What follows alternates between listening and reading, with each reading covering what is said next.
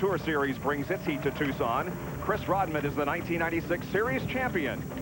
Brian Germone finished second in Series points. And Lance Hooper was a NASCAR Winston West champion.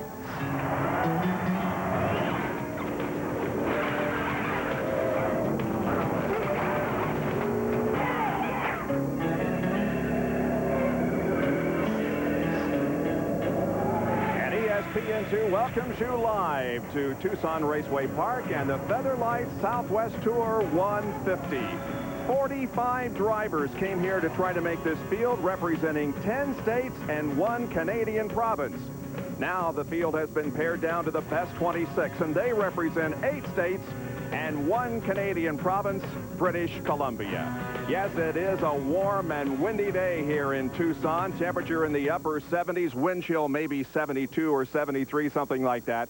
We've got a great field of cars and drivers set to go 150 laps, Vinny. Bob, I cannot believe, folks, I can't believe the field of cars they put together here today. As you said, Chris Rodman, last year's Southwest Tour champion, this year's Southwest Tour champion. We've got 3 guys that came all the way from the East Coast, from the NASCAR Slim Jim All-Pro, and a half a dozen guys from the Northwest Repco Tour. And, you know, last year's winner of one of the winter heat races, Ron Eaton, had to take a provisional to get in today's race. If he's going to win today, it will take all the experience he can muster to get to the front. Well, that was a key word last week, experience. Carl Trimmer won the race. How about today, Bill Weber? Well, Bob, experience will be a big key today again. Why? Tires, or actually the lack of tires. A year ago for this race, we had about 30 cars. So Goodyear anticipated an increase in the field of about 20%. So they brought enough tires for 35 to 36 cars. On Saturday, 45 cars showed up. There simply were not enough tires to go around. Now, why wouldn't Goodyear build enough tires for, say, 50 cars and use the extra tires next race? Because this tire is about to be retired. And when this series comes back to Tucson to begin the 97 season in January, they'll be racing on a new tire. So obviously, the fast car is good, but patience is a critical key today because these guys will not get 4 fresh tires at halfway. They'll have to go the entire distance, 150 laps, on the same 4 tires they started on. The last 20 laps here today could be pretty exciting. Let's get it started, and now, here are the most famous words in racing. Gentlemen, start your engines!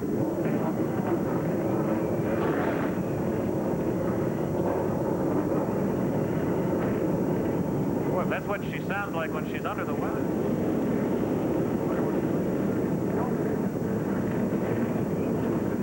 Well, to make this field, the top 20 qualifiers will start in the first positions. They got in by qualifications. Positions 21 and 20 through 23 represent Tour points, Southwest Tour points. Position 24 goes to the highest Repco Northwest Tour driver that did not get in through qualifying. Then we had a consolation race that chose the last 2 starters, 25th and 26th starting spot. As a matter of fact, Lance Hooper, the 1995 Southwest Featherlite Tour champion, had to win the B main to get in today's field. Chris Rodman will start from the pole position. In car number 93, John Metcalf second, then Nipper Alsop, Frank Moronsky, Derek Gilchrist, Wayne Anderson, Kevin Richards, Jerry Robertson, Mark Grosskreutz, and M.K. Kankey. 11th is Mark Reed, Tony Toast, Jim Engelbright, Jeff Hillock. Craig Rodman was 15th. Then we'll go to 16 to 26. Gary Smith 16th, Bill Lawrence, Andy Miller, Chris Trickle, Brian Germone, Michael Olson, no relation to Nipper, Keith Spangler, Ron Eaton that I was talking about just a moment ago, Sean Monroe, Lance Hooper, and Mike Pratt finished second in the B main. And the procedure today is as it is in our Winston Challenge Series for the late models and for here today, 2 75-lap segments. And at lap 75, we will have a break, and the drivers and crews may work on their cars. However, as Bill Weber told you, they cannot change tires today because of the fact that there just aren't enough to go around. Well, the pace car comes down, and in 2 more laps, we will be going green. Several in cars today. Here's Chris Trickle. On top of the roof of the Star Nursery Chevrolet, there's Wayne Anderson all the way in Florida, the Porter Cable Power Tools car on top of his automobile. Jerry Robertson out of Colorado. That's a Lucas Oil car. Here is John Metcalf in the Remax Chevrolet. He'll start outside of row number 1. Must have some connection with Rick Corelli. Yes. Corelli is sponsored by Remax on the truck series. That is, of course, a real estate firm. And we're getting close to the green flag now. 2 more laps to go, and we'll be off and racing. I don't know, Benny. You would think that these drivers are going to take it easy, as Bill Weber indicated, for the first 130 laps. I'm not so sure that's the way it's going to be. The problem is the guys starting in the back, they can't afford to take it easy because I don't think they can pass that many cars in 75 laps. They've got to try to get to the front. Bill Weber? Hey, Benny, and some of those guys that are fast are in the back because they had to set up for the race and not necessarily for qualifying. They've got to set up in their car that will get them to the front. It just wasn't good for the lap they needed in qualifying. Now they have to fight their way through traffic, but a lot of these guys I talked to just before they started are confident it's their setup that will save their tires, that will help them get to the front today and not necessarily overall speed. Half a lap to go until the green flag. Pace car down the backstretch will be pulling off to its position in turn number 3, and the field will be under the control of Chris Rodman, the 33-year-old champion of the Southwest Tour for 1996. Here's the green, and Chris gets a good jump at the beginning.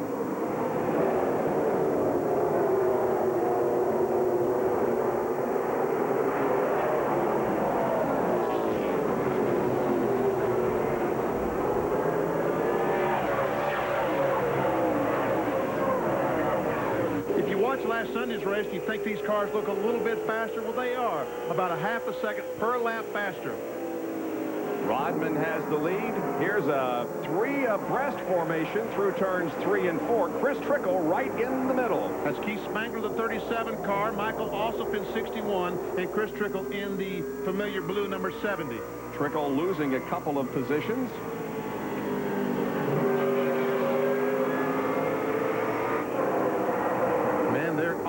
Number 7 is Ron Eaton. That's the Redcoat Tour competitor I talked about that won one of the Southwest Tour races here last year. Had to take a provisional today.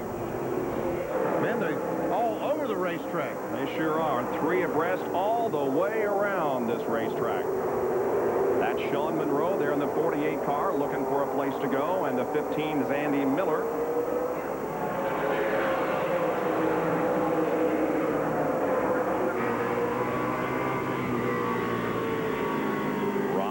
Up ahead, up Trickle.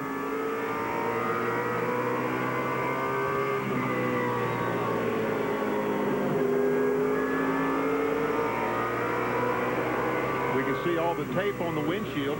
Going in turn 3, the sun can be a problem. Rodman has a nice lead as you look at the better racing that's going on in the back of the field. Again, 3 abreast. The 15 car, Andy Miller, smoke it a little bit.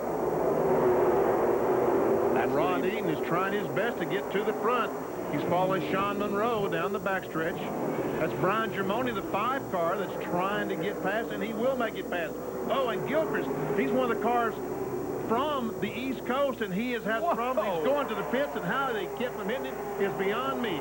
Unbelievable. He is on the way to the pits, but they're still racing for position on the racetrack, and a lot of smoke now coming from that 15 car. Now the battle is for second position. Metcalf has it, and the 74 of Nipper also wants it. He's on the low side of the racetrack and can't take it at the moment. The 40 car, the red car, is Moronsky, running 4th currently. It was a flat right front on the 44 car, Benny, that sent him to the pits. Gilchrist started in 5th spot. Tough break for him. And the 15 car of Miller is getting the black flag. Smoke seen from that car. Now Alsop takes second position from Metcalf. This is the onboard camera with John Metcalf, who's fallen back to 3rd spot. Chris Rodman with a nice lead at the moment as 12.5 laps have been completed.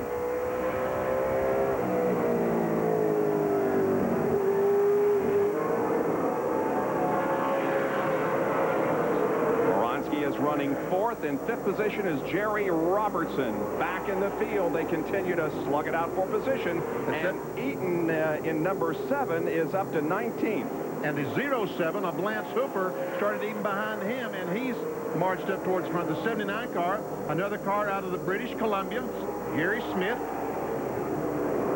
And the 48 car of Monroe also has picked up several positions since the drop of the green flag.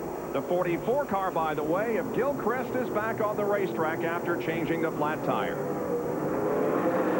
There's Sean. Yep, Monroe. Michael Alsop in 61, Tony Toast in the blue 19. And there we see Gilchrist in the 44, and they just split Toast going in the corner. And Lance Hooper is in the 07 car. Look at that bottom. Look at the groove Lance is running on the bottom of the race now, back to the front. This is a battle for third spot. There's third, fourth, and fifth.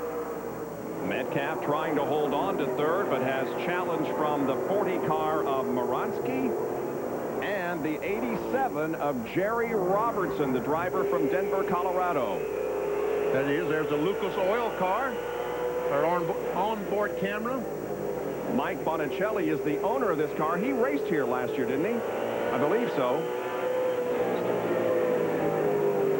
So 18 laps have been completed. Chris Rodman is in control with Nipper Alsop second, and John Metcalf, Frank Moronsky, and Jerry Robertson. Back with more in just a moment.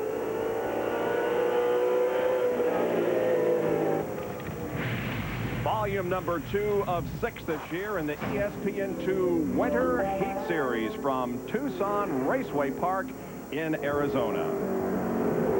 And it's all being brought to you by Radio Shack. You've got questions, we've got answers. And the answer to the question, who is leading at the moment? Chris Rodman has a nice lead on Nipper Alsop running in second position. Lapping has begun. The first car to go a lap down, Jeff Hillick in the 36. There's first and second. And Chris Rodman wanted me to mention his sponsor, Three Rivers Trucking. We see the decal on the hood of that car. And there we see Nipper Alsop. There's a third place car. 05 and 40. The other car you saw go through the frame of Hillock is a lap down. You said that, didn't you?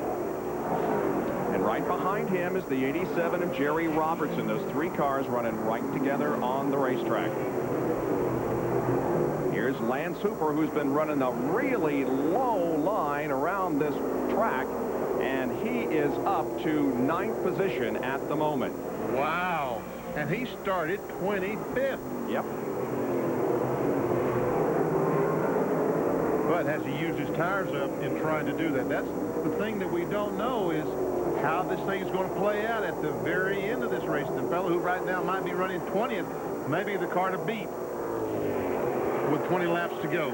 There is Rodman once again completing the 33rd lap, 75. Then we'll have a halfway break, and the final 75 lap segment will follow that.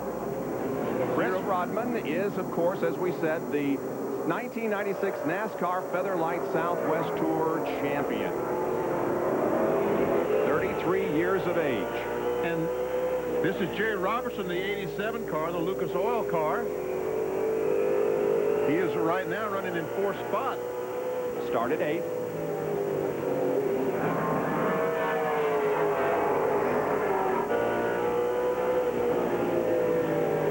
Tries to close on the 3rd place car. And another car going to the pits is the 05. The 05 has gone to the pit area. How about that? I understand another flat tire has cropped up. Boy, that's a tough break for Metcalf, who is running up in the top 3. And just about to get lapped is Chris Trickle. We take a look back from Trickle's car to Rodman as they enter the 3rd turn, and Trickle is in 21st spot and would like to see a caution come out right now. I'm talking about right now, right now, right now. But he's not getting it. The left rear went flat on the 05 car of John Metcalf. That's the reason that he is back in the pit area, getting the tire changed and losing valuable laps. Rodman trying to get around Chris Trickle on the outside, and he's going to do it down the backstretch. Still there.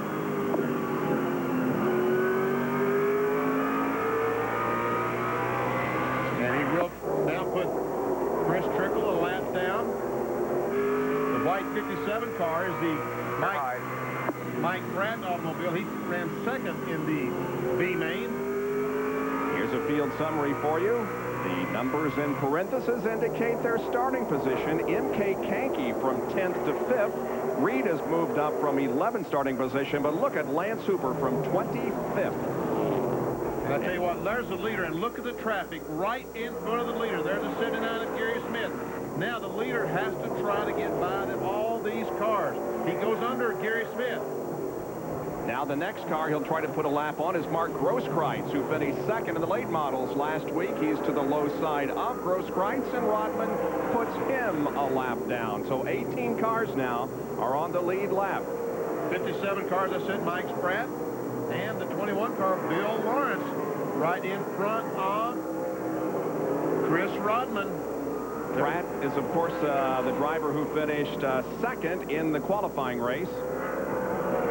And there is M.K. Kankey, who is in 5th spot in the 33.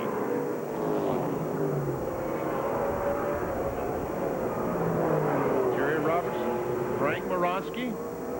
Robertson in the 87, Moronsky in the 40. 3rd and 4th.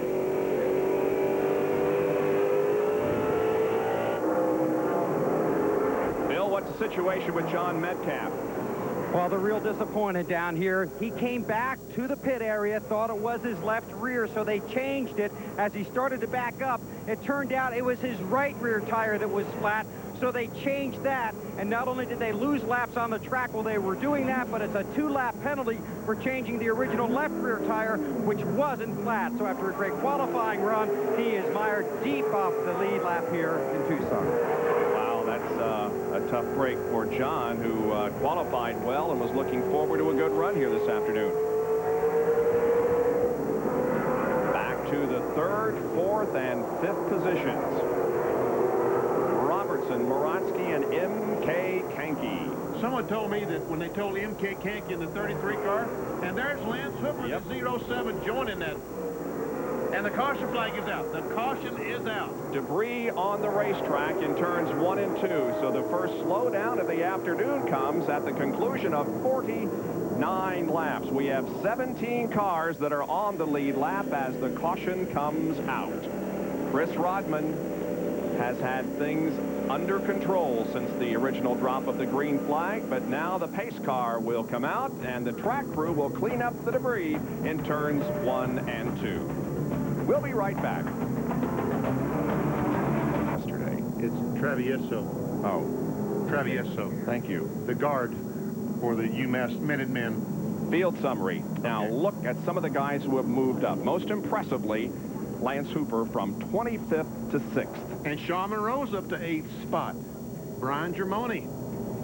Man, and Ron Eaton, the number 7 car we talked about. He won a race here last year. He's up in 12th spot. Don't count him out, folks. And there's Chris Rodman, the brother of the pole sitter, who's back in 13th position. That's Craig. Craig, I should say, yep. Ingle Bright, 14th. Richards, 15th. Let's take a look at 16 through 26th. And you can see that there are now 17 cars that are on the lead lap. The 57 of Mike Pratt just got past before the yellow came out. Let's go to Bill Weber. Hey, Bob. Yeah. I can get Grosskreutz, okay? So you work on those basketball names a little bit, okay? Gotcha. Travieso. Travieso. I knew that. I had it spelled phonetically, and I couldn't read it. Wow. Okay, the flagman is ready to give the signal. One more lap. This will complete lap number 55, and yes, the one more lap to go signal is being given.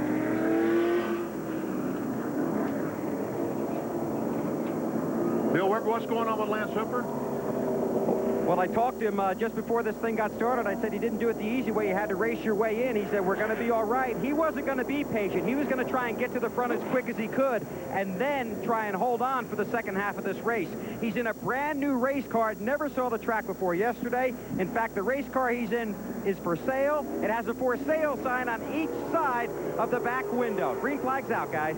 Chris Genda, the new flagman for the Featherlite Southwest Tour Series, waves the green bunting, and we are back to competition. And there goes Hooper right to the bottom of the racetrack. Goes by M.K. Kanke and tries to get by Moronsky. Moronsky a little loose coming off the corner. Look at Hooper right down to the bottom of the racetrack in the 70 car. Chris Trickle, he tried to get his lap back, jumped the start, and is being black flagged.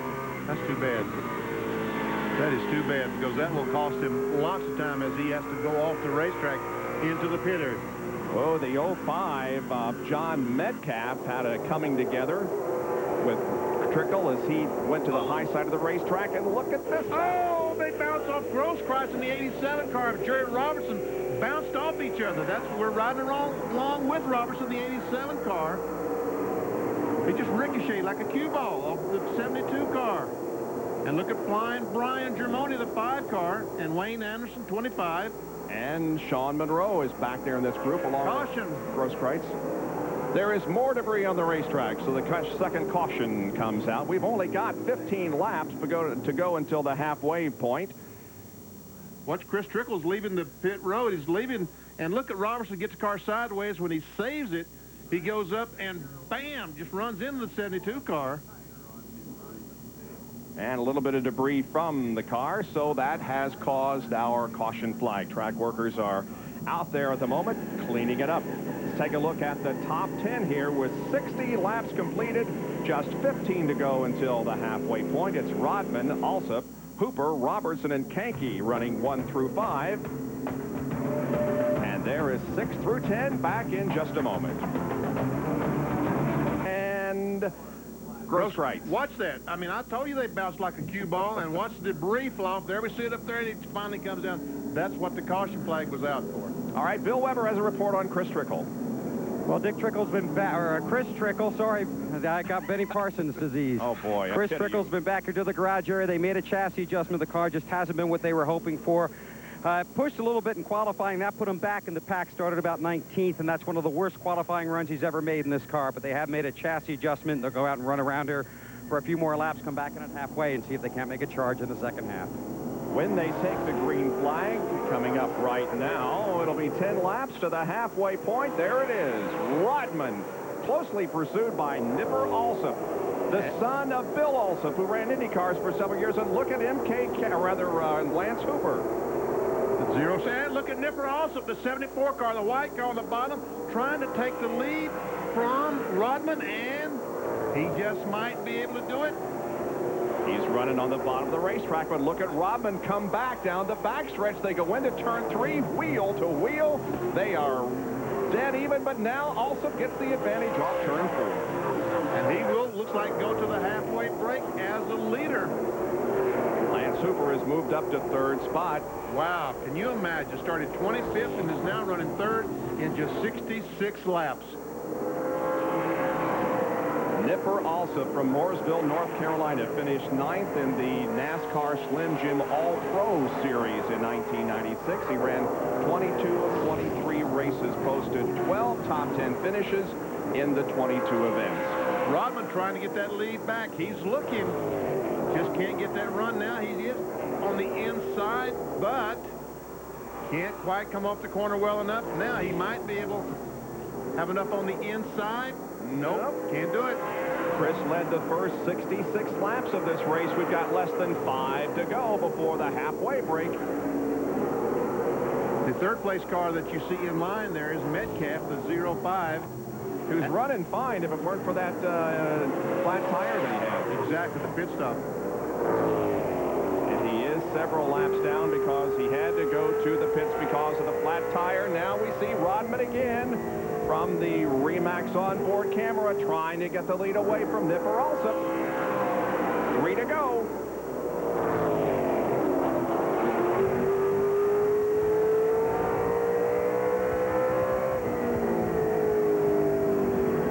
And Rodman once again just can't quite make it. Comes by. 1 more. 2 more. 2 more.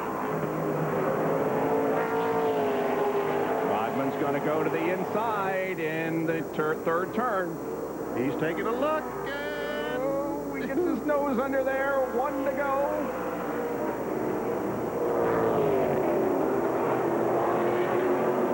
we really can't use the car up too much because he's got another 75 laps to run. That's right. Halfway, and here they come. And who's going to lead at the halfway point? Oh, it's Alsop by a fender. Is it Alsop or Alsop? Well, I've heard it pronounced both ways. Well, you pronounce it both ways. Which one do you want to go with? Well, and I'll you tell follow me. your lead. Anyway, Nipper is the leader at the halfway point. Rodman is second. Pace car comes out. Everybody back to the pits now. Remember, they can do anything but change tires unless they have a cut tire on the racetrack. And they must leave the racetrack with a flat tire to be able to change it. If the tire goes flat while they're in there making their pit stop, all they can do is put air back in the tire, and when the green flag drops, then go in the pits and change that tire. And that's really and truly the only way NASCAR can legislate the thing without having an official for each car. All right, now there is the entrance to the pit area. Pace car leads them back through there. Lance Hooper wound up third at the halfway point. M.K. Kenke fourth, and flying Brian Germone was fifth. There's Rodman. He's found his assigned pit. There's John Metcalf. There's the 5 car of Germone, Robertson in 87. Here's the field summary now as the cars come into the pits. We gave you the top 5. Robertson running 6th, then Reed, Moronsky, Michael Alsop, and Anderson. Wayne Anderson running in 10th. Ron Eaton, Craig Rodman, Sean Monroe, Engel Bright, and Keith Spangler. That's top 15. 16 through 26, Lawrence, Richards, Toast, Mike Pratt, Gary Smith, Mark Grosskreutz, Hillock, Gilchrist, Chris Trickle, Metcalf, and the last car was Miller. And Bill Weber, what is saying down there? Well, let's find out. Nipper, obviously a great first half for you. Yeah, I'm feeling pretty good. The car stayed the same even on that long green right at the beginning, so I might have used them a little too hard, but I think we're going to be okay. My guy Shane Wilson, he's really smart about this kind of stuff, and he told me at the beginning, you know, go as hard as you can the whole time, and he thinks it'll hang on, so I'm confident we'll too. You're concerned about your tires a little bit then. Well, I think everybody has to be. I mean, 150 laps on these things is asking a lot of them. I was just real careful not to try and spin them, and hopefully they'll hang on. Great racing name back at the front of the field. Thank you very much. Okay, that's Nipper Alsop, the leader at halfway. Bill says Alsop, so we'll say Alsop. That's because perfect. he knows. There you go. Let's show you that exciting race to the flag, the 75 lap mark, and that's how much of a lead Nipper had over Rodman at the flag. Wow, that was close. And now Bill's with Chris. Who sits in his car after a strong first half as well, but he nipped you there in the closing laps to halfway. Yeah, he nipped me there a little bit. We weren't just going to run our tires off for the first 75. We let him, you know, he was fast. We let him go by a little bit, but I feel pretty confident we'll pick it back up, you know, and be there at the end. Extra pressure on drivers today to conserve their tires, Chris.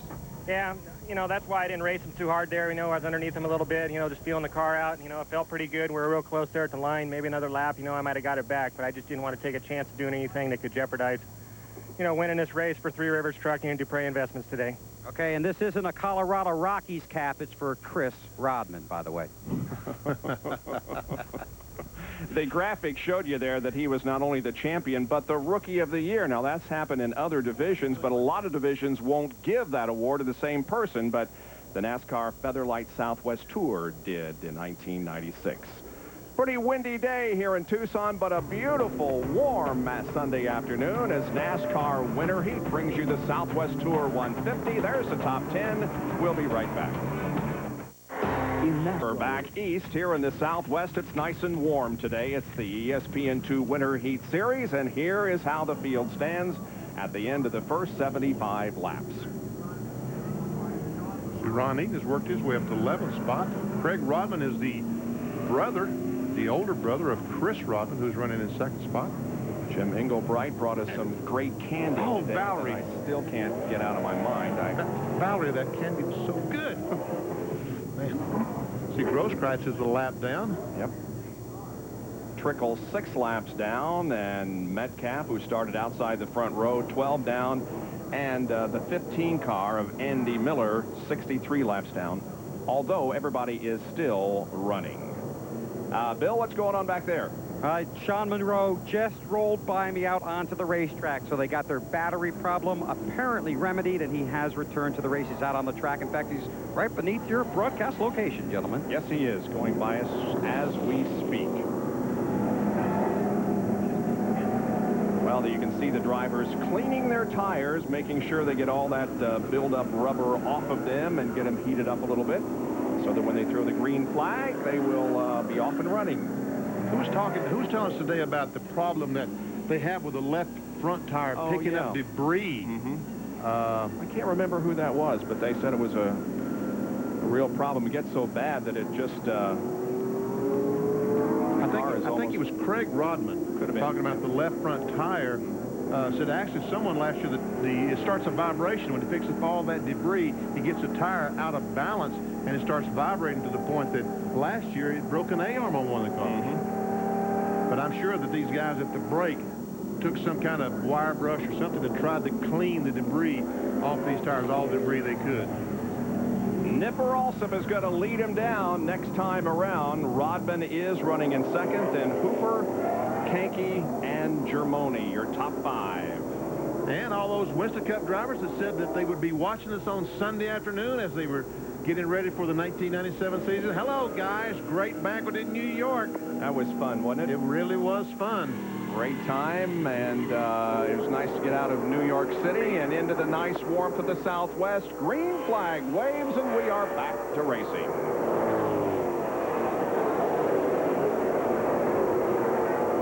It's Michael Alsop in the 61 car. And Rodman closes her up right on the back bumper of Nipper in 74.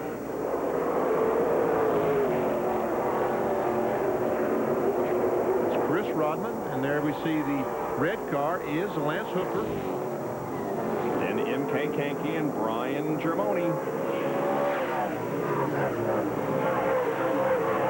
Oh, crash! Moronsky and Wayne Anderson, the 25 car.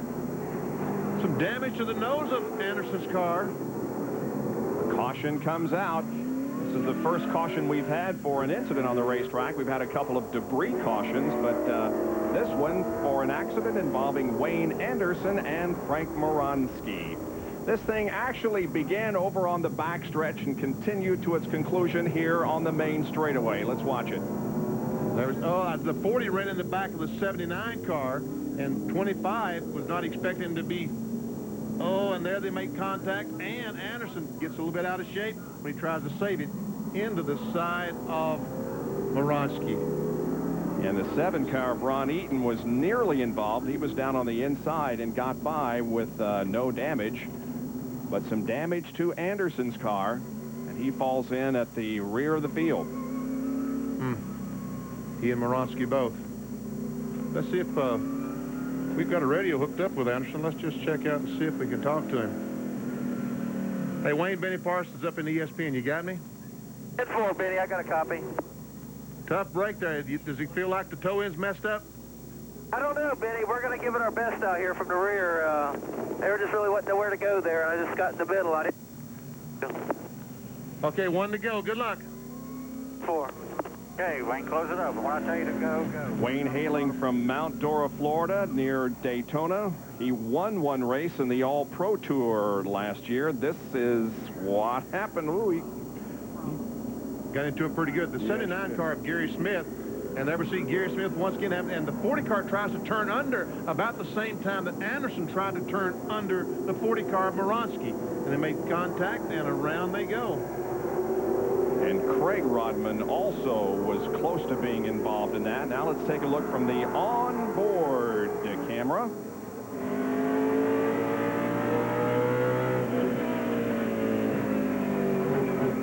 There he's trying to get underneath Michael Alsop in 61. Now go back to the outside.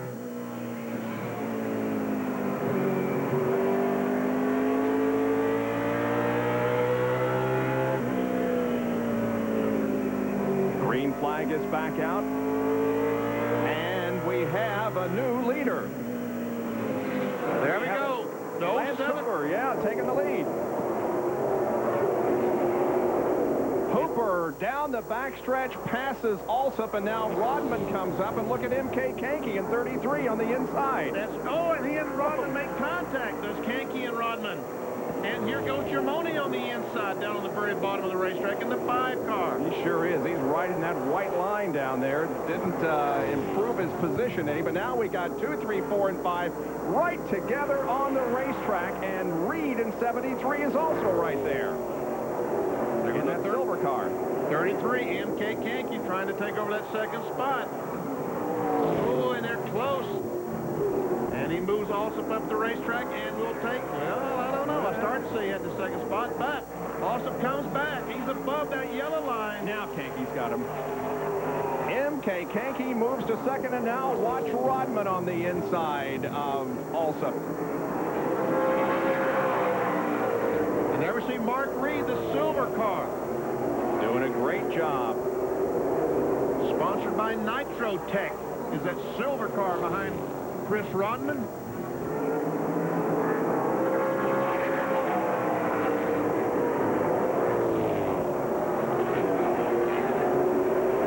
Rodman once again looking to the inside of Alsop. And Alsop is not able to make that charge in his second 75 like he did in the first.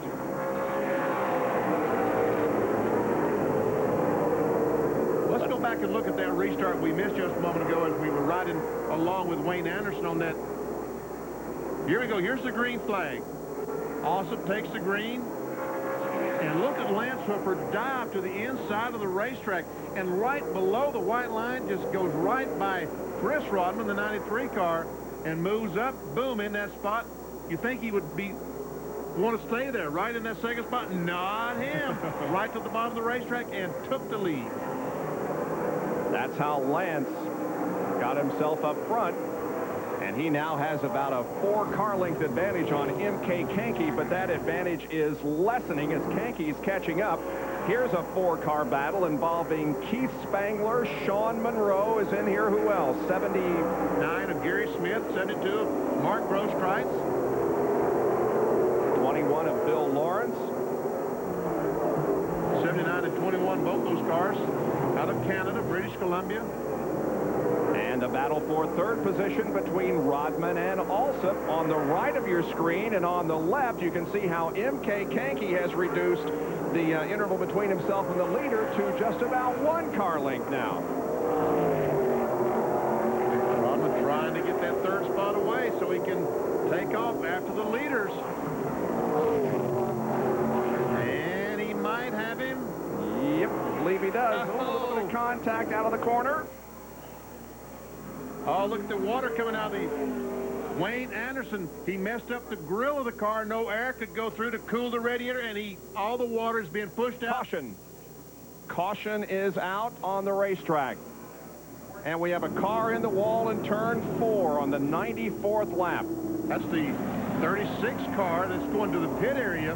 We've got a car up against the wall here in turn number 4. It's right up against the fencing, and I cannot see a number on it. And we see the safety truck going down to the area.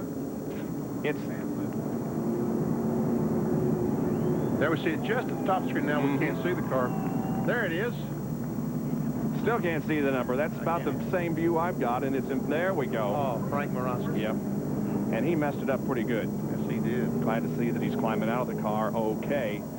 Front end of Frank Moransky Jr.'s car is pretty messed up.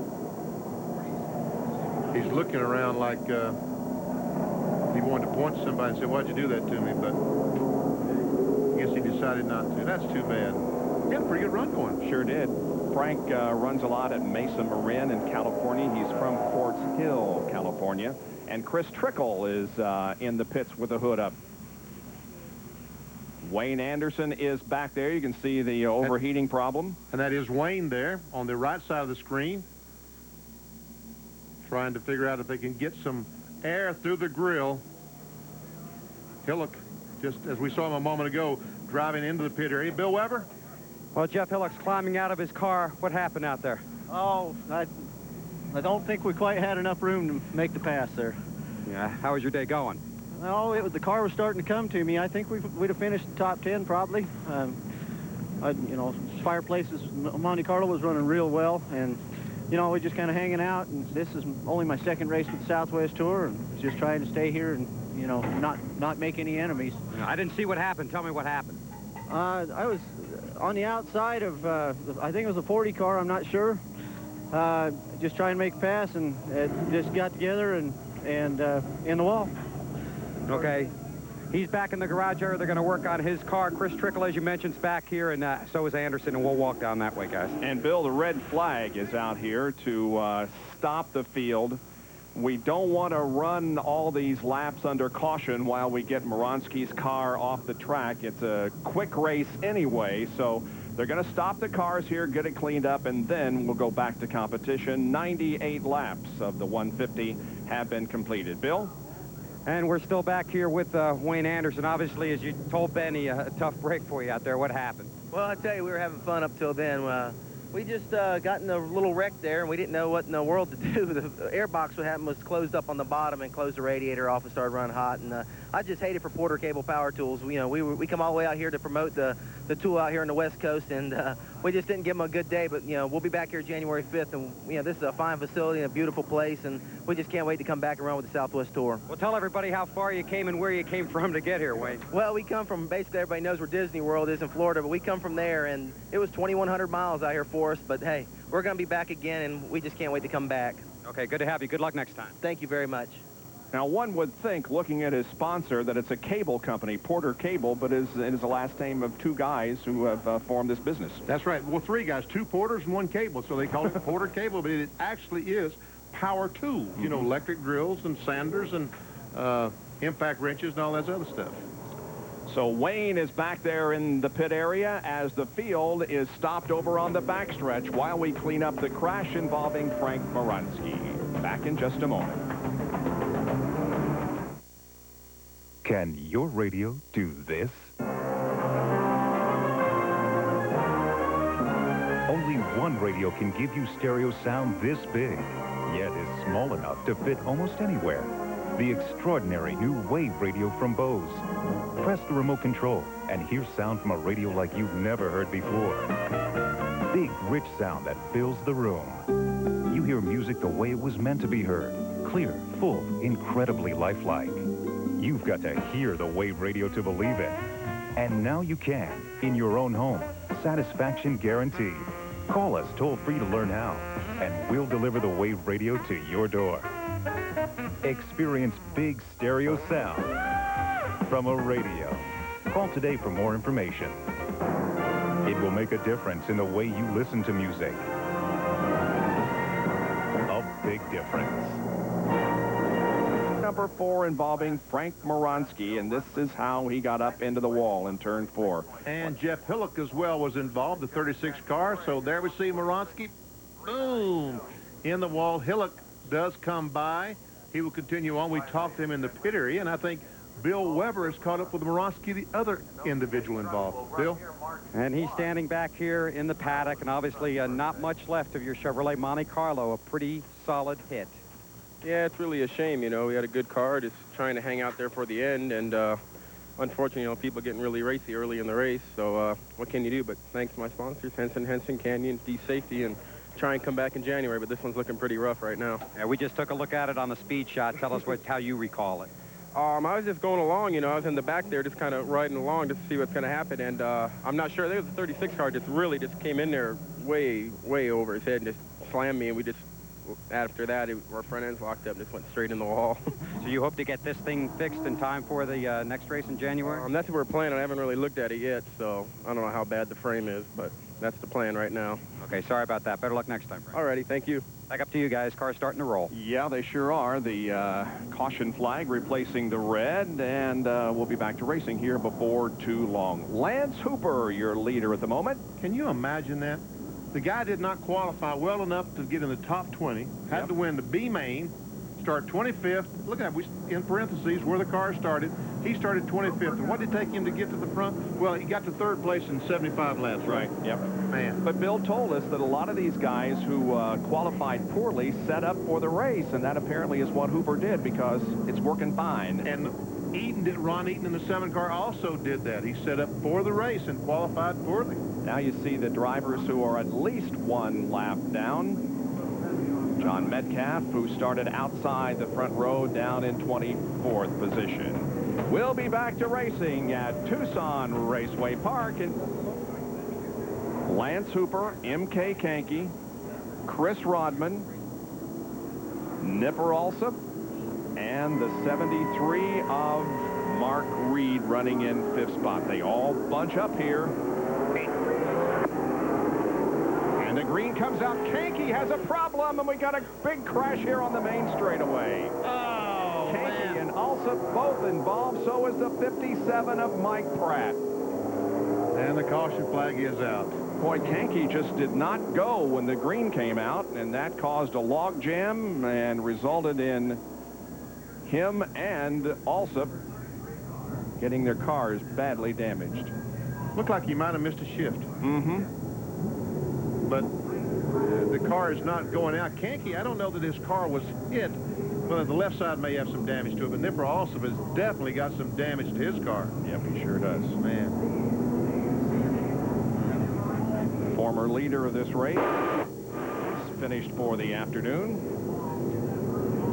Let's take a look at it once again. This was coming to green. Kankey just did not go. Just didn't go, and we see Chris Rodman go by, Mark Reed go by, and there is the damage that Alsop does to his car. And Kankey's car is not hurt. No, it isn't. He hasn't moved away, though, from the position that he stopped in. So I don't know whether he's going to be able to get back in the race or not, but the car does not appear to be badly damaged. We cannot say that about the 74 and the 57. Something's wrong with the car because it won't go. Mm-hmm. I think if they get a record down there, they could push him off because it doesn't seem to be damage. Well, in any case, another slowdown here, and we can only chalk up one more lap. 98 on the board at the moment. And I believe this is probably going to require some rollbacks on the racetrack and another red flag. Yeah, there's a lot of debris past these cars. On down in turn 1, there's a tremendous amount of debris, and some cars went through the dirt. That's Nipper Alsop, the driver with the Simpson black uniform, and there's Mike Pratt in the 57. Wayne Anderson. This is not Wayne Anderson. This is the Metcalf car. Now, he just missed it going high on the track. But he missed it. Yep. Thank goodness. And there we see Metcalf as he cruises around the racetrack and is going to bring his car. There's with the gravel and dirt that I was talking about a moment ago, where the cars went through the infield and kicked that up. And, you know, those rocks will puncture one of these bias ply tires. And with no tires, you definitely don't want a flat tire. I mean, the fact that you cannot make a pit stop and change tires now, you definitely don't want a flat. So they'll be cleaning up the rocks and the sand, and they'll also be getting these wrecked cars out of the way while we're under this red flag condition. M.K. Kankey's car is being pushed away from the front straightaway. Back in a moment. The Featherlite Southwest Tour 150 under its second red flag of the day. We're cleaning up some wrecked cars on the racetrack, and we'll be back to the final 51 laps in just a moment. On Tuesday night at 7:30, a rematch of last year's second round of the playoffs, with Florida winning in 6 games. It's the Panthers and the Flyers. The Panther defense is tops in the NHL, led by goaltender John Van Beesbrook. The Flyers have their big man Eric Lindros back in the lineup. Tuesday night, 7:30 on the Deuce, Fire on Ice, to go along with our winter heat here in Tucson. Let's take a look at the wreck once again from Chris Trickle's perspective. And it looks like it's all over by the time he gets there and finds that narrow opening between one of the cars and the outside wall. And one of those involved was M.K. Kankey. He's with Bill Weber. And he's still able to smile. You knew you had a good car, but what happened? Well, it looks like we ended up breaking a rear end in the car, you know. I mean, the car was running excellent all day. We had a good strategy. But you know, excuse me, that's the way it goes sometimes. I mean, that's racing. Stuff breaks. You know, you can't make sure everything works perfect for the whole race. So. And obviously no hint that that was coming on the restart. No, the car was flawless. I mean, anytime I wanted to pass somebody, I could pass them, and we were trying to keep the tires underneath. I mean, I was surprised we could keep up for as easy as I was pushing the car. And, you know, I want to thank Bill Moropoulos and Gordy at Stick Only, and all the guys on the team did an excellent job, and this Victory Circle car did a good job today. Coming back? We'll see. Hey, MK Kankey had a great run, but he's out of it for today. Remember him last year in the cow car? Yeah, he had that black and white cow, looked like a Holstein or something. Yep. There you see the field stopped down the back stretch, and some damage on the 57 car. That's Mike Pratt, and that car is being taken back to the pit area. You know, the cars are running second and third were involved in that crash. So now all we have is Hooper, Rodman, Reed, Germone, and look who's up to 5th place, Ron Eaton. Wow. Started 23rd. And he's also got a push truck behind him, which means his car will not start. There it is. There it is. There's the truck, get ready to pass to push Ron Eaton, get the car started. I guess Eaton, you know, he lives here in the wintertime. He's from Washington State, but he lives in Tucson in the wintertime, plays golf every day. Not every day. He's only played for the last 14 days in a row, he told me. So he knows somebody with a pickup to give him a push. Yep. Here's the field summary. 13 cars now on the lead lap, and Kankey that you see there and Alsop shown a lap down, but they are out of the race, and they're 16 through 26. Now another onboard perspective of the wreck. This is Jerry Robertson, the Lucas Oil car. That's the guy that threw up all the gravel and the dirt on the racetrack, isn't it? Jerry, stay on the black stuff, buddy. Made a mess down there in turn one with all that gravel. I don't blame him. I'd be trying to dodge whoever I could, too. Here's Bill Weber again. And Nipper, I know you're really disappointed. Well, I am. We had a good car there. I slipped back a little bit right there, but I knew I could drive it hard the last 50 and be all right. It's kind of a setback. I thought we'd have a good run today, but we're a good, strong, tough race team. We'll be back. Now, walk us through what happened. Obviously, no hint that MK was going to break the rear end. No, that's it. You know, the start of the race, or the start of the restart there, and one guy cut down, and I just couldn't do it. There was somebody next to me, or for some reason I couldn't. I plowed into the back of him, and somebody plowed into me, and that was the end of it. Okay, well, Benny's been criticizing us all day. Set us straight. Alsop or Alsop? Alsop. Okay, we had it right. All right. Better luck next time, man. Thank you very much. And again, his dad is Bill Alsop, who drove Indy cars for several years. It was good to see him and talk with him again today. He used to drive Indy cars for Roger Penske several years ago. That's right. He said he lives in Colorado now. Yep. Of course, he originally was from the New England area, Vermont, I believe. And Sean Monroe's car won't start. There he is, that white car sitting back there in front of the wrecker. 44 got a push, too, Derek Gilchrist. Okay. Well, here's the winter heat schedule now. The third race in the Winston Challenge coming up next Sunday afternoon at 4 o'clock Eastern. This same Southwest Tour will be here on January the 5th after we take a break for the holidays. Then our last two races, the last race of the Winston Challenge, in which the $15,000 purse will be distributed on the 12th, and then the 19th, our final winter heat race, will be the opener for the Winston West Series. Holiday, what holiday? Christmas and New Year's. Is it Christmas already? Well, it's getting there. You never know it out here, would you? Here's what happened again on the restart. Kankey's car wouldn't go, and look what happened. Yeah, just goes around, and boom, look at Alsop's car. That fiberglass just comes apart, and here the 57 car comes in and barely taps Alsop while he's sitting there. And they pushed the 33 car off. They literally pushed the car back to the garage area. Chris Trickle get in the pickup to give him a push. Gets it fired, and away he goes. Yeah, now we have all cars rolling that will be on the restart. We've still got 51 more laps to go and a flag. No, you do not have time to go to the refrigerator because these last 51 laps will take about 13 minutes or so, and it's going to be a shootout to the end. Here's the green, and we're up and going again. And Germone goes to the inside of Reed, trying to take the spot away, but Reed is going to come back on the outside.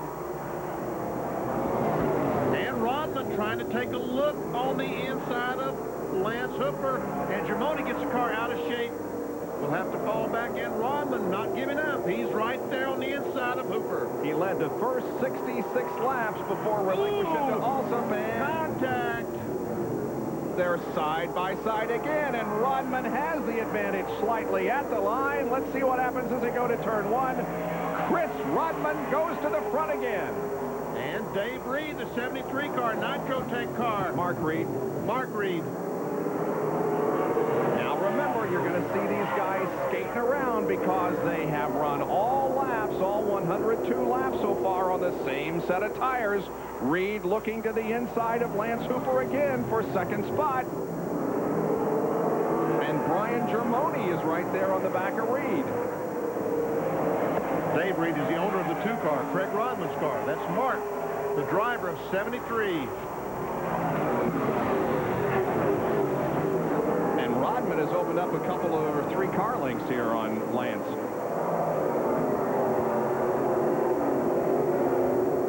The 15 is being black flagged, and Jim Engelbright in the 20 car was black flagged and sent to the rear of the field for the restart.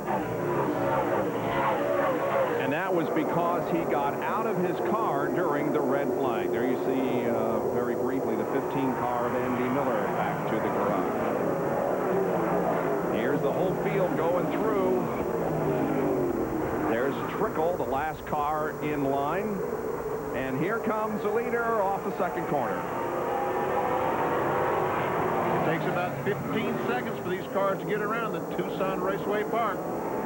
And there we see Jerry Robertson in 87 and Keith Spangler in 37. The outside. They're going for 8th spot, Benny. 8th and 9th. Keith Spangler looks like he's going to get it. Puts Robertson back to 9th. 13 cars still on the lead lap with 108 circuits complete.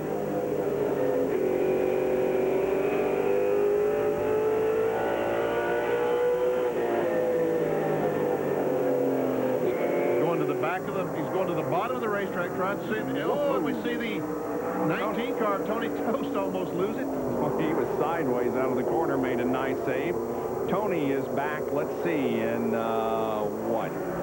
25th position. And Sean Monroe was losing positions, Benny. He was at 10th, and... well, the battery's dead in the car. He just can't get the fire, the juice that he needs to run the ignition. So he's trying to finish is what he's trying to do. Now back to 12 spot. Best battle on the racetrack for 3rd position. The 73 is Mark Reed. The 5 is Brian Germone. Germone to the bottom side. And can he get the spot? Hey, what? And there's 7 of Eaton and the 5 car. Germone gets the car sideways. And here comes Eaton trying to drive up on the outside. Ron Eaton had a good Winter Heat Series last year on the Southwest Tour. He finished 6th, and he won the last Winter Heat race on the tour. Yeah, look at Eaton go to the inside. But he's tried contact between the 2, and Eaton takes the spot away. He's using that Lance Hooper line down there on the bottom of the track. Brian Germone in 5th place now, and Eaton is up to 4th. The pace continues to be set by Chris Rodman. And let's take a look again at how that pass was completed for position. Never see him as they come off the second corner. They go up the racetrack, make contact, and then Germone got the car sideways, had to back off. And here they are again. Germone fights back, tries to retake the position. More contact this time in the 4th turn. Germone saves it nicely down the straightaway. Man, there was a contact. Woo.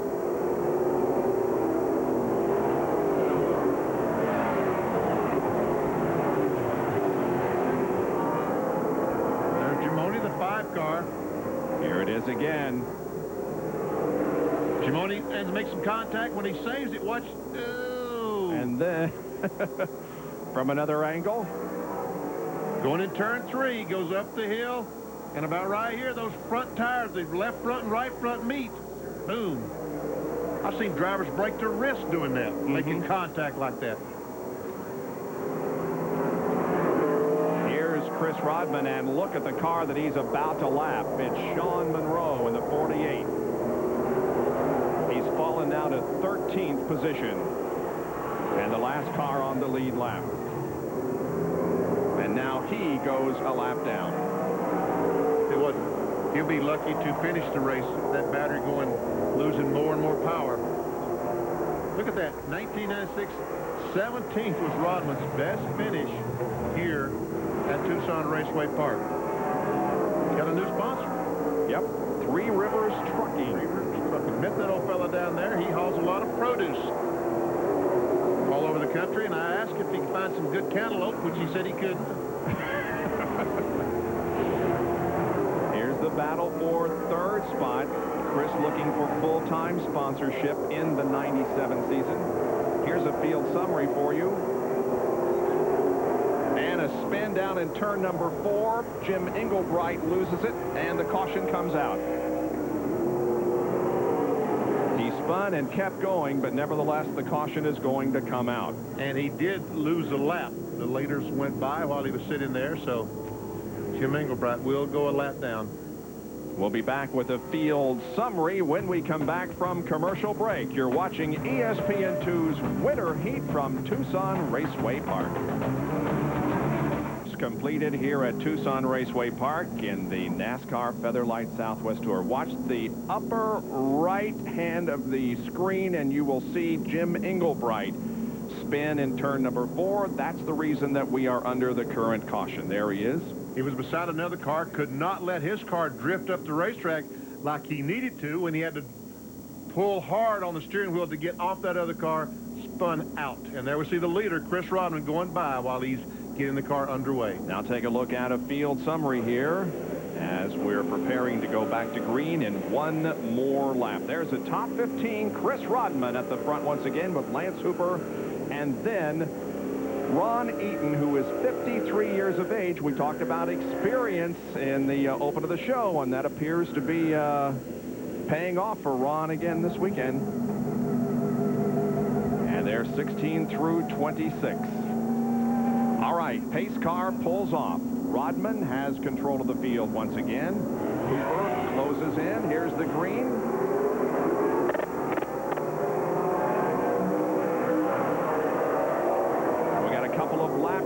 Between second and third place. The third place car is the silver 73 driven by Mark Reed. And the 20 of Englebright and Sean Monroe, the 48, are racing for position as you watch all the cars go by. There's Chris Trickle just pulled off the track, Benny. It looks like maybe his day is over. There he is going back there. Looks that way. There we see Englebright in the 20 car. He is a lap down.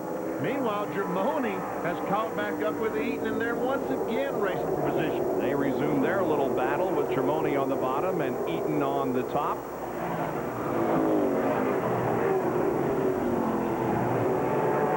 And they're going to make contact one more time. But Germone gets a spot, and he moves up to 4th place. Eaton's going to try it back on the inside again.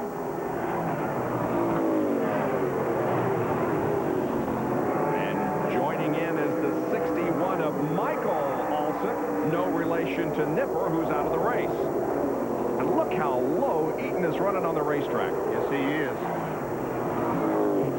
Michael Olson gave us a big box of almonds today, and it's awfully good. I'm like, man, it's a real thrill to come out here and walk through the pit area in the morning before the race to get all the goodies. We're going to bring a shopping cart for Benny next weekend. We'll have to carry it all back to the compound. John Metcalf, the Remax car. He's several laps down, having had all kinds of problems today. Yeah, he's about 12 laps down in 16th spot and 16 laps now to go.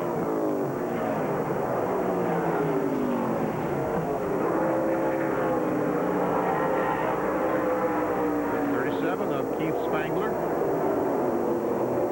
Looks like Eaton is not able to close in on Germone, but Germone in the 5 car closing in on Mark Reed, the 73. That is the battle for 3rd position. Yeah, Germone is pulled away from Ron Eaton now. Chris Rodman with a substantial lead as we watch the racing back of him. 13 laps to go, 12 now. 13, I'm sorry. Yep. There's Germone in number 5, Mark Reed right ahead of him in 73. I guess both these fellas, Mark Reed and Germone, intend on running the entire 1997 NASCAR Featherlite Southwest Tour races. Now, Eaton has let his tires cool off, and look at him. He's right back up there battling for position again in the 7. How about that? All 3 of these cars fighting for position as 11 laps remain in this event. Germone up from 20th position. And we have a caution. We have debris on the front straightaway, and on lap 140 with 10 to go, the caution comes out again, and it's going to close up the field. Wow. Well, I tell you, Chris Rodman, the 93 car, did not want to see this caution. He had a very, very good lead. Remember, Rodman's best finish here at Tucson was 17th. Can he hold on for the next 10 laps and bring home the victory here? Well, we're going to answer that in just 10 more laps. In the meantime, we'll take a break. Stay with us for more Winter Heat from Tucson. In NASCAR racing, one man dominates the oval, Dale Earnhardt, and he'll be known in history as one of the greatest drivers who ever took the wheel of a stock car. And now you can own a piece of racing history with this remarkable plaque commemorating Dale Earnhardt. Just look at all the fine detail on this sought-after collectible, featuring Dale's signature and his legendary number 3. Most importantly, it features for the first time ever a piece of tire actually cut from Dale's car. This exclusive collector's plaque is not available anywhere except through this television offer and can be yours right now for only 3 easy payments of $29.95. We'll also give you this specially designed 23-karat gold foil trading card featuring Dale with your order. Plus, we'll also include this exclusive set of 10 collector cards highlighting great moments in Dale's historic career. To order, have your credit card ready and call the number on your screen now, or send check or money order to the address on your screen. Don't miss out on this exclusive offer. Pick up the phone and call now. ESPN News. Peterson, he doesn't even know what ESPN is. I was like, you watch ESPN News? He was like, what? He doesn't even know what ESPN stands for. ESPN stands for, like, it's like sports in Spanish, right? Tulane finished with a flurry last season. Now the year's first big test against Temple and all-conference center Mark Jackson. Tulane Temple tomorrow at 7, only on ESPN2.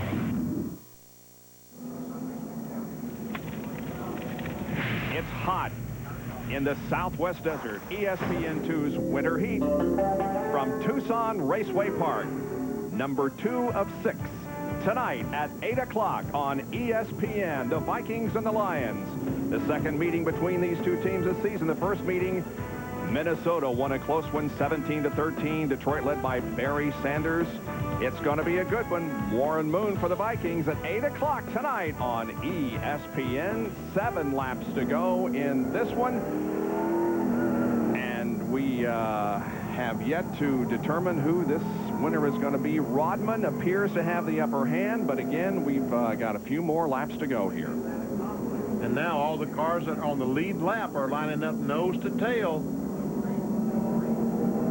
Let's take a look at another field summary while we're still under the caution, and there was no sign that we'll get the green flag next time, so it's going to be a couple of more laps before we go back to racing. 21 car, Bill Lawrence from British Columbia up in Canada. Chris and Craig running 1st and 10th. Been a tough afternoon for Chris Trickle, who's back in 17th. MK Kanky crashed. Nipper Alsop led, now out of the race. Will finish in 20th position. And Pratt in the 57 car did re-enter the race. He's back on the racetrack. Now they are getting the signal. One more lap to go, so this will complete lap 145. They'll complete lap 146 at the green, and we'll have 4 laps of shootout remaining. Well, I said the 57 is back on the racetrack. He did make 1 lap, but now he's pulled back in the garage area. So anyway, here we go. Yep. Is it going to be Chris Rodman or Lance Hooper or Mark Reed, Brian Germone, or Ron Eaton, your top 5? Rodman has had good restarts here, and he steps on the accelerator now. The green out. 4 laps to go. And Germone takes a look on the inside of Reed. That's for 3rd spot. Using the bottom bottom side, and he slides up. Looked like the old slide job in dirt track racing. He's got third position at the moment, but Reed fights back. No, Germone is in third spot now with Chris Rodman with about a 4-car length advantage with 3 circuits to go. Now Reed's going to take a look on the inside, but look at Germone go for second spot. He's trying to take the second spot away from Lance Hooper. Off the corner they come. 148 complete. Chris Rodman in control of the race, but second, third, fourth, fifth, and sixth are going at it nose to tail and side by side. Germone once again challenges for second with Lance Hooper. White flag is out. Rodman has one more lap to go. Who's going to finish second? Ron Eaton is at the bottom of the racetrack trying to gain a spot. Now Germone pulls ahead of Lance Hooper in the backstretch. Here comes Rodman off the fourth corner, and Chris Rodman wins the race. Germone is second, followed by Hooper. Michael Alsop, I believe, finished in fourth position. Those guys were racing so hard, they didn't even see the checkered flag. Wow, good race back there for position. Wow. Chris Rodman had it all his way, though.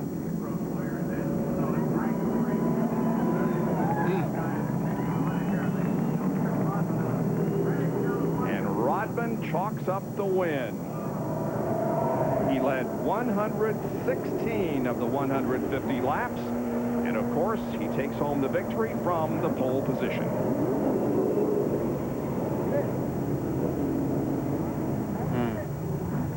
The winner. Doesn't that sound great? How about that?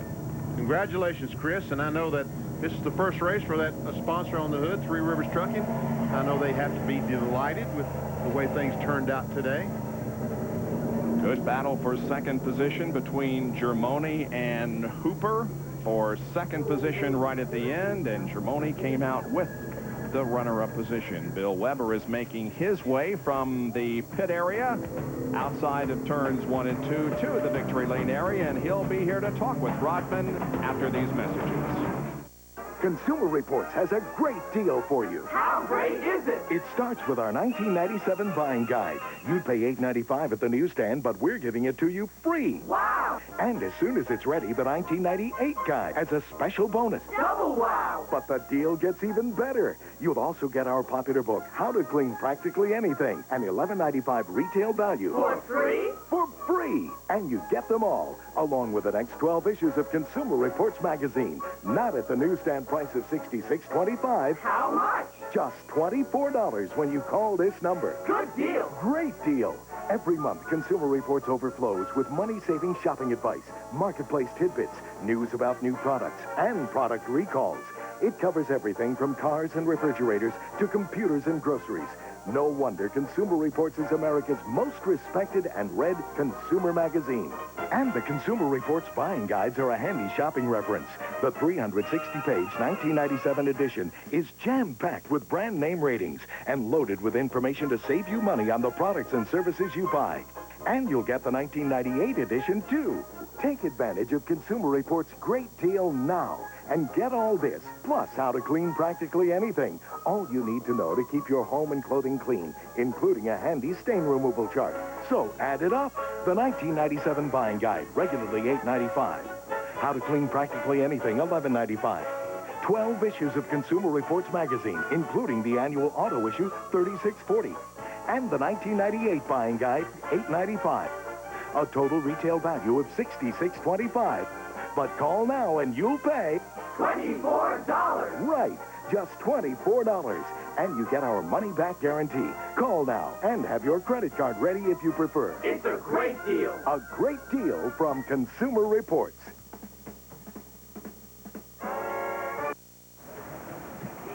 Welcome back to Tucson Raceway Park, where Chris Rodman has just won the second leg of the Winter Heat Series. And Chris, congratulations. Thank you. I think it's great to win this race. I'd like to thank Three Rivers Trucking, Dupre Investments, John Frayne, Trey, and Peters Motors. Couldn't do it without them, the fastest motors around. And Redline Oil for getting me here. Car worked perfect all day. Just like I said earlier, we're going to let some of these guys go.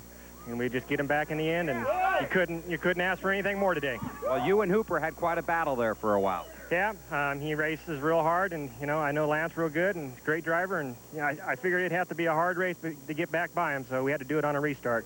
Now, did this track maybe owe you one? You had a good run going here in the summer or something and cut a tire late in the race. We've had a lot of good runs here. It seems like we've been real fast. Like the last one I was here, I was in like third, running real good and cut a tire and hit the wall. Everybody knows the winter heat at the beginning of the year. We destroyed the whole field on the start. So I'm glad I finally got what Tucson wanted to give me. Now let's look ahead to the future. 1997, you have a championship behind you. You have several options of which you're exploring, all of which, of course, require sponsorship, which you are seeking. Yeah, we are seeking sponsor to continue on. We'd like to move up into a NASCAR Craftsman Series truck. We got to have some major sponsor to do that. You know, we'd like to continue on racing a lot, or move out of the Southwest Tour, or do some All-Pro or something. Just, you know, I've done what I've had to do in the Southwest Tour this year. It's time to move on.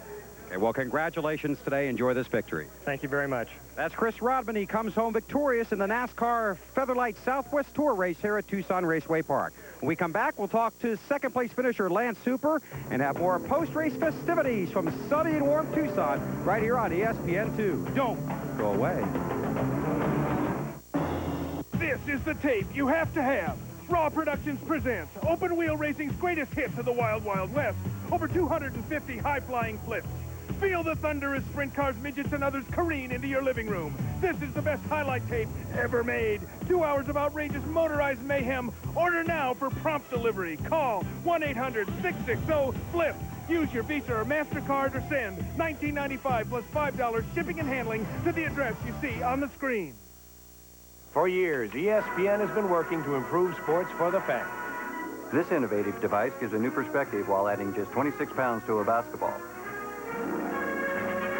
The Bruins from UCLA toss it around. Too cumbersome for lively play, the ball cam eventually led to a breakthrough in coverage for all sports. ESPN Net Sports Zone. With Dick Vitale's column, game flow charts, everything you need to be a better fan. ESPN Net Sports Zone. Technology for you. How much NBA action can you pack into 1/2 hour?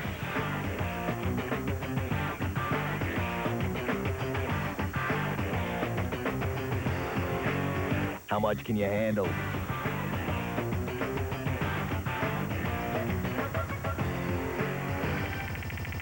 NBA Tonight, the ultimate half-hour wrap-up of the day that was in the NBA. Tuesday through Saturday at midnight, only on ESPN2. Back at Tucson Raceway Park, where Chris Rodman has won our NASCAR Featherlite Southwest Tour race. But boy, did these guys have a great battle all day, especially at the finish. Let's go down to Bill once again. Okay, and they're talking it over. Brian Germone came home second. Lance Hooper was third. You guys are friends, acquaintances, driving buddies, what? Well, maybe a little bit. We know each other. We go way back. You know, Lance, I spent a couple years chasing Lance. You know, he won the championship that one time, and he's going Winston West now that I'm sure he'll love to tell you about. But it's really good when coming here, running side by side here at Tucson, and I think that's what really makes racing fun. When you race hard like that, you could trade a little paint and shake hands at the end of the day. That's what it's all about, I think. So you don't get mad at each other when something like that happens? Rubbing racing. That's what it's all about.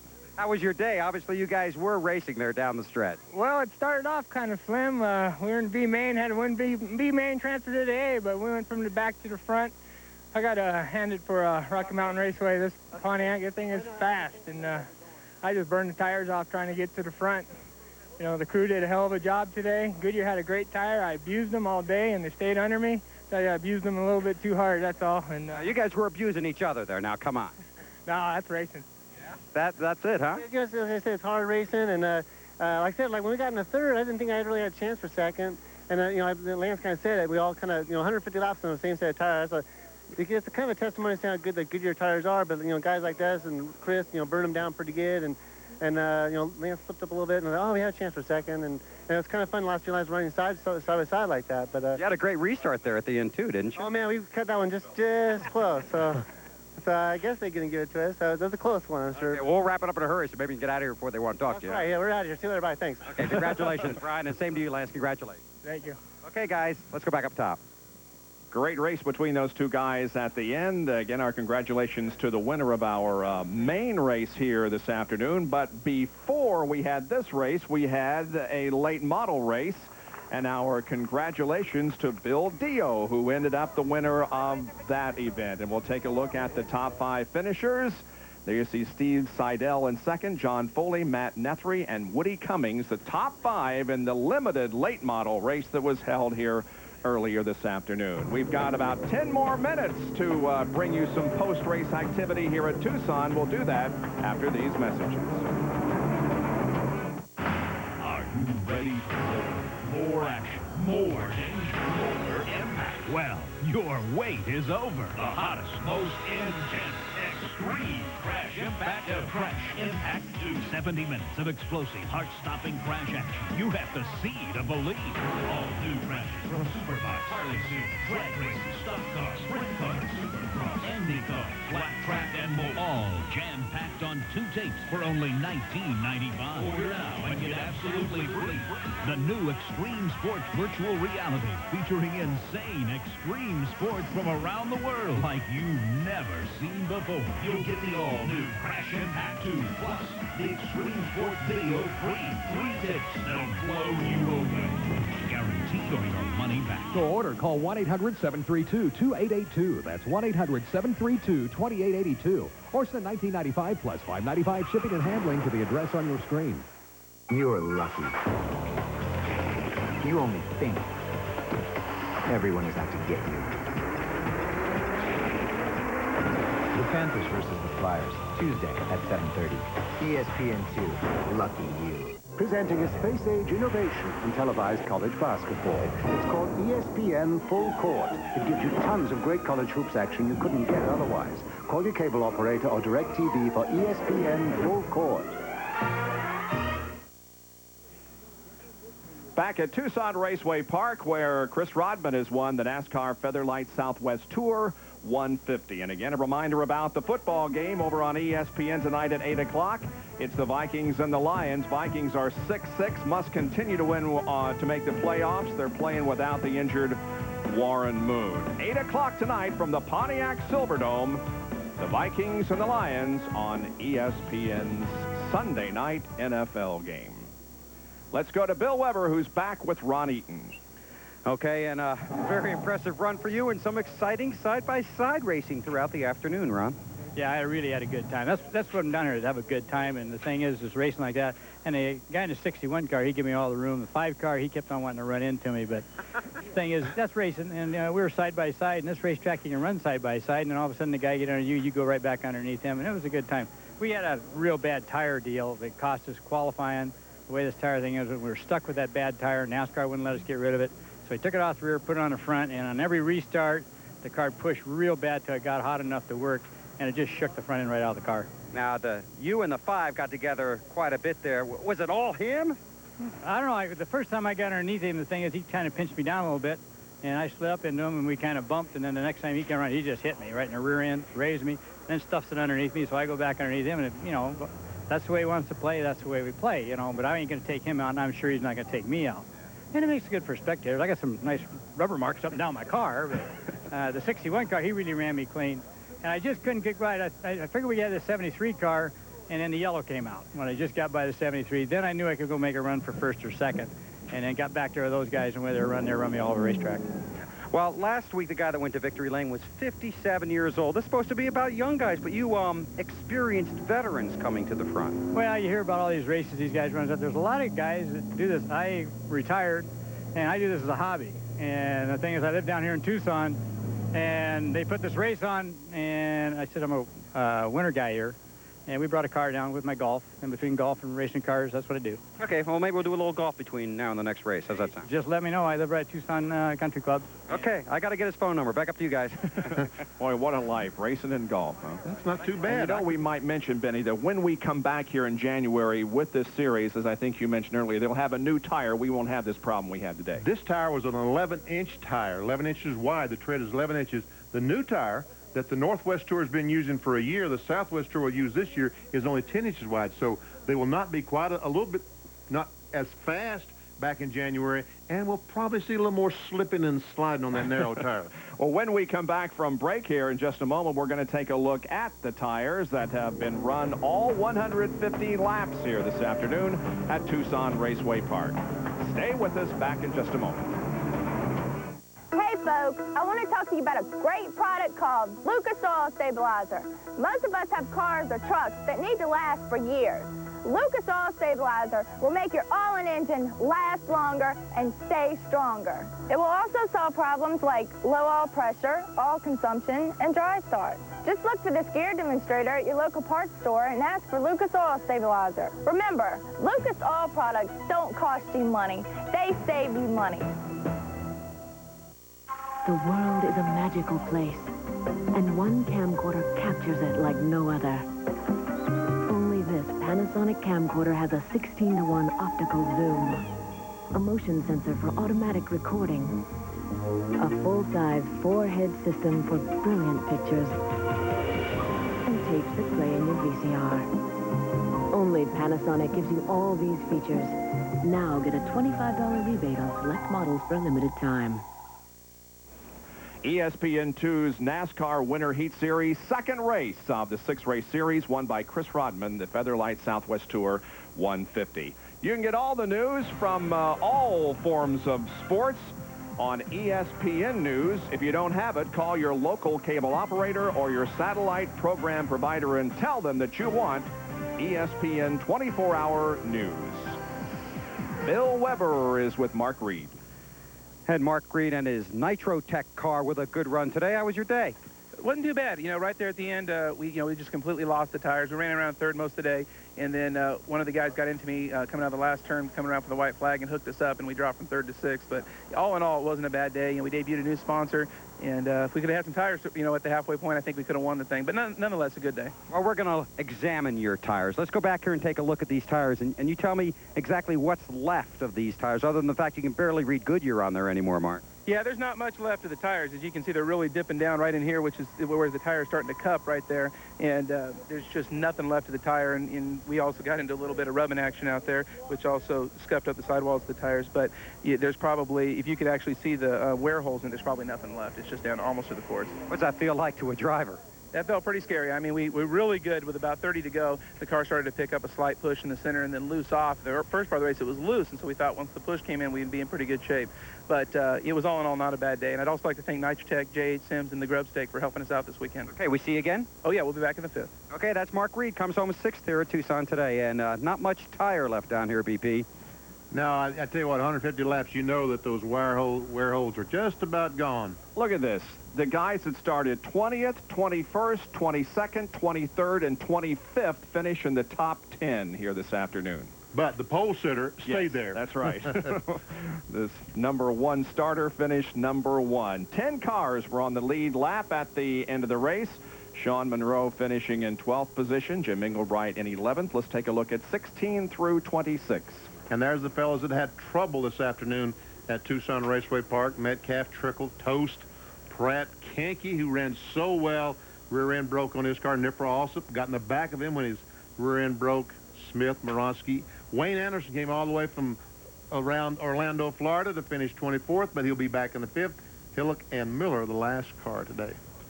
They tell me this is your summer home, Benny. Is that right? Yeah, wow. That's quite a castle, like isn't it? A castle up there. Wow. Man. Huh. Okay, Dad Bandy.